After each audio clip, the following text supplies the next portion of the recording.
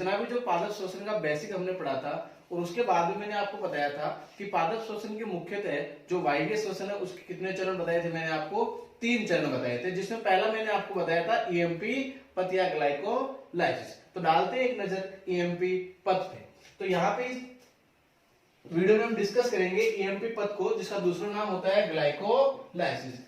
जानकारी के लिए मैं आपको बता दूं कि ईएमपी पथ इसको क्यों बोला जाता है, इसके पीछे क्या कारण है। तो ये जो नाम जो है ईएमपी, ये क्या हुआ था, 3 वैज्ञानिकों ने मिलकर जो है इस पथ को या इस प्रोसेस को खोजा था, जिसमें ई का मतलब होता है यहाँ पे एम्डन, एम का मतलब होता है मेयरहोफ और पी का मतलब होता है पारनास। तो इसका दूसरा नाम जो होता है वो होता है एम्डन मेयरहोफ पारनास पथ, या इस पाथ से भी इसको जानते हैं।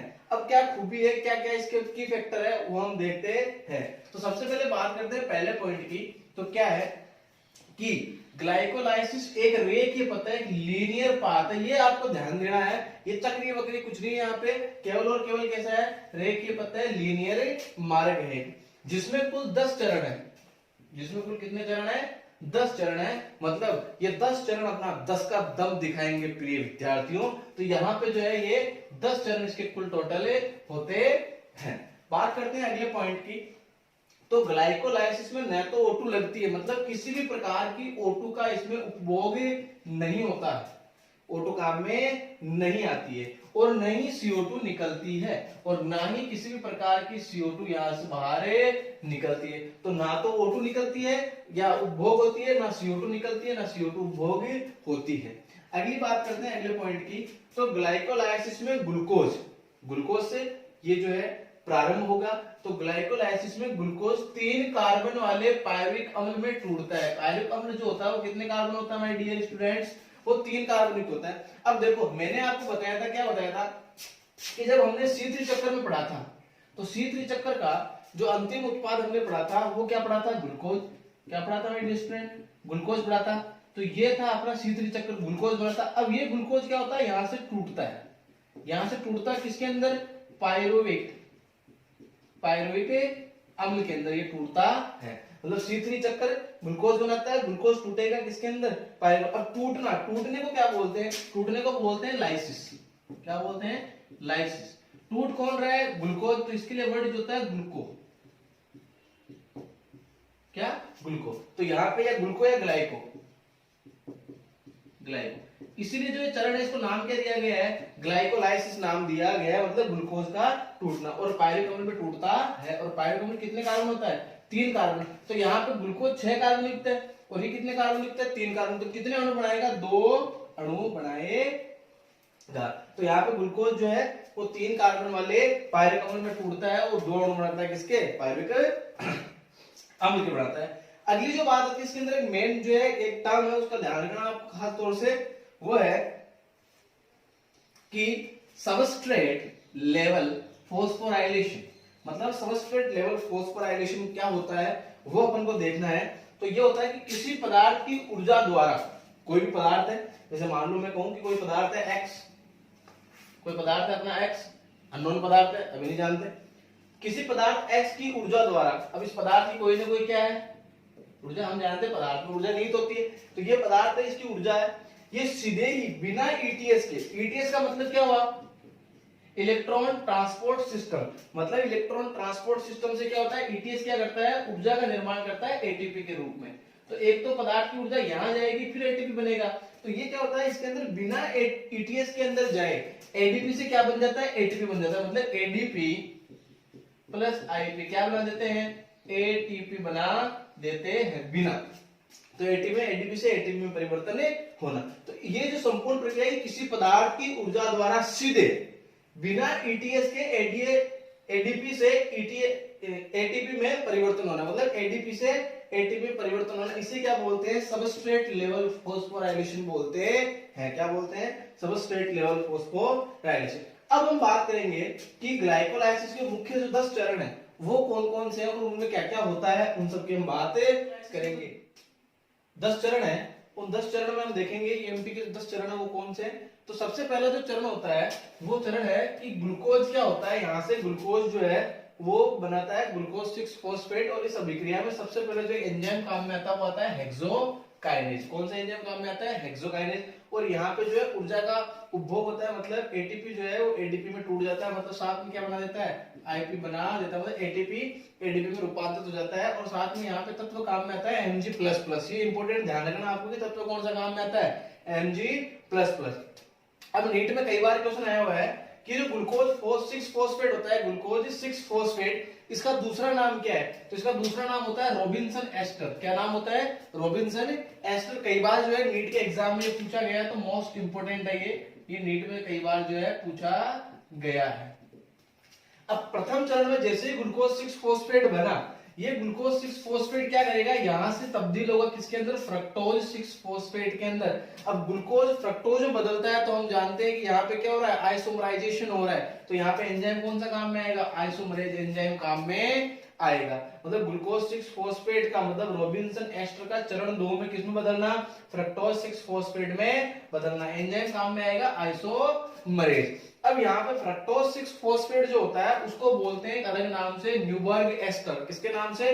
न्यूबर्ग एस्टर के नाम से भी जानते हैं। ये भी जो है नीट के लिए अति महत्वपूर्ण है, क्योंकि यहाँ से भी जो है एग्जाम में कई बार क्वेश्चन पूछा गया है कि न्यूबर्ग एस्टर कौन सा होता है? तो वो होता है भाई my dear student fructose 6 phosphate.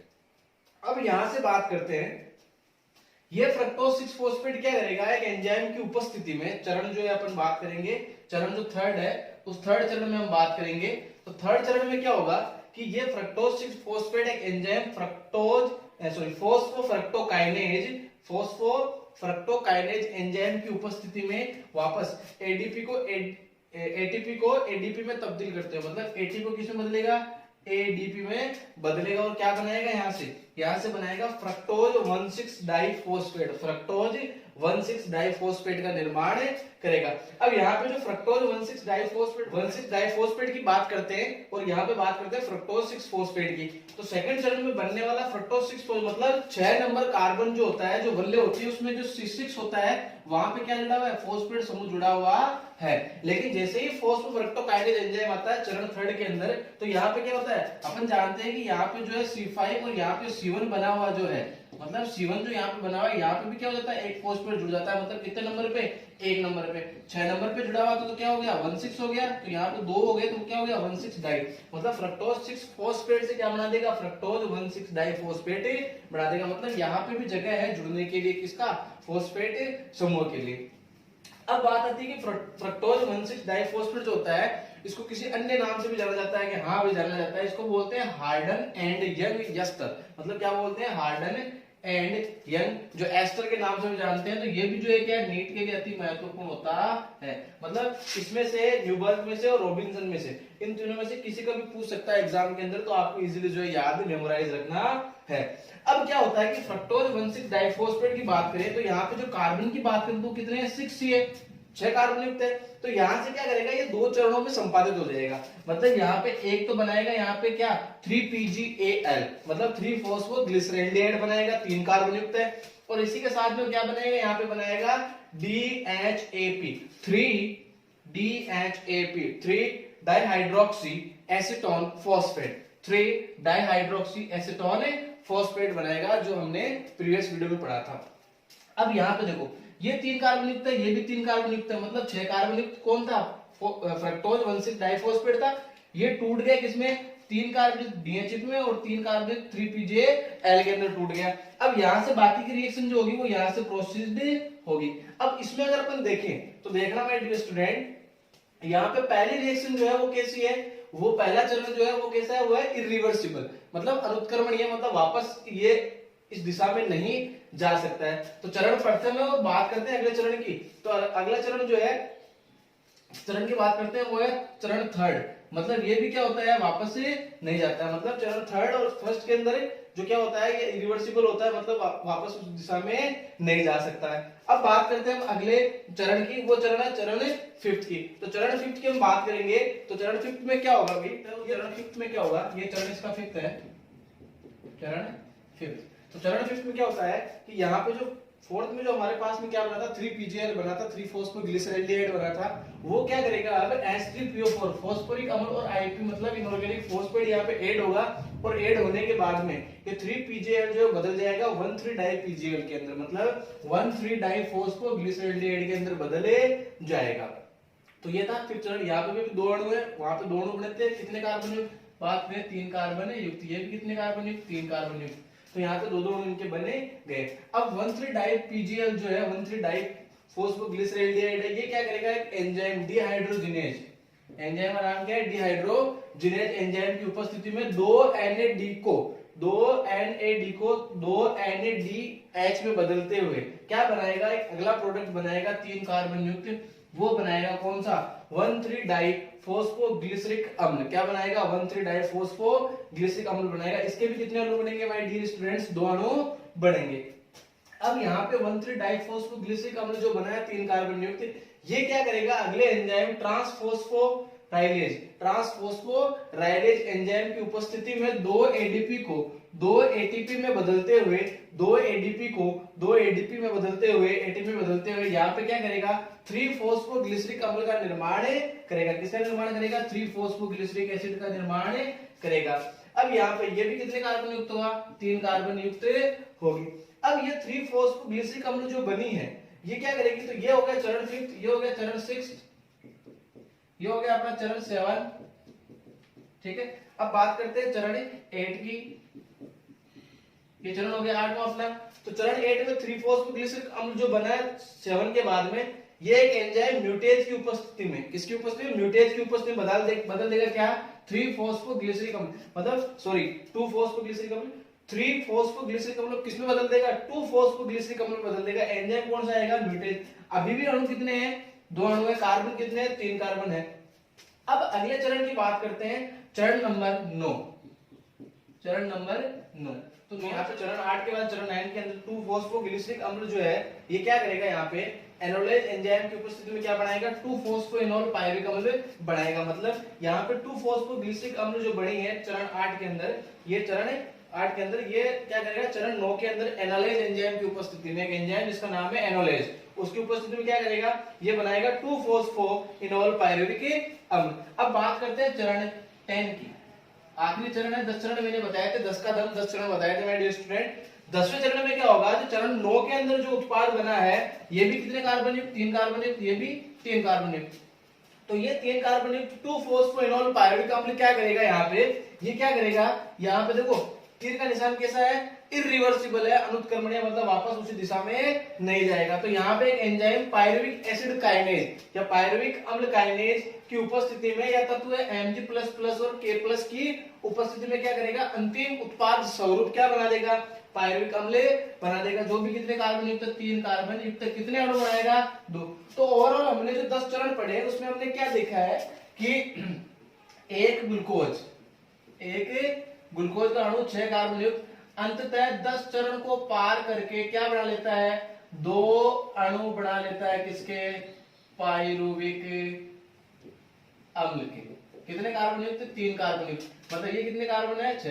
तो ग्लूकोज टूट के बनाया है ना, इसीलिए इसको क्या बोलते हैं, इसको बोलते हैं ग्लाइकोलाइसिस। क्या बोलते हैं, ग्लाइकोलाइसिस। अब इस अभिक्रिया के अंदर आपको जो हिंट की फैक्टर वो क्या है, वो है 1, 3rd और 10th। ये तीनों अभिक्रिया कैसी होती है, ये होती है कैसी, इरिवर्सिबल। कैसी होती है, इरिवर्सिबल होती है, मतलब केवल एक ही दिशा में क्या होती है, प्रोसेस्ड होती है। बाकी सारी की सारी रिएक्शन जो है इनको छोड़ के तीन को कैसी होती है, रिवर्सिबल होती है, मतलब उत्क्रमणीय होती है। अब जो इसकी ओवरऑल रिएक्शन है कि ओवरऑल रिएक्शन में ये क्या कर रहा है, तो वो अपन देखते हैं। तो देखते हैं ओवरऑल रिएक्शन के अंदर, तो यहाँ पे हम देखेंगे कि ओवरऑल रिएक्शन में क्या हो रहा है my dear students. Overall reaction में ये बना रहा है क्या, कि हमने लिया था क्या, ग्लूकोज। ये ग्लूकोज क्या करता है, 2ADP + 2IP + 2NAD इनको जोड़ता है और आपस में जो है एक जो है अनेक एंजाइम की उपस्थिति में, कहां पे, कोशिका द्रव में उत्पाद स्वरूप क्या बना देगा, यहाँ पे बनाएगा पायरुविक अम्ल प्लस 2ATP + 2NADH। तो ये यहाँ पे क्या बन रहा है, पायरुविक अम्ल कितने अणु बन रहे हैं, 2 अणु बने, कितने कार्बन युक्त, 3 कार्बन युक्त। यहाँ पे कितने कार्बन युक्त, 6 कार्बन युक्त, कितने अणु, 1 अणु। तो ये थी इसकी ग्लाइकोलाइसिस की ओवरऑल रिएक्शन, जिसको आप आसानी से देख के जो है समझ सकते हो। तो ये था संपूर्ण जो है ग्लाइकोलाइसिस। आशा करता हूँ आपको जो है ग्लाइकोलाइसिस समझ में आया होगा।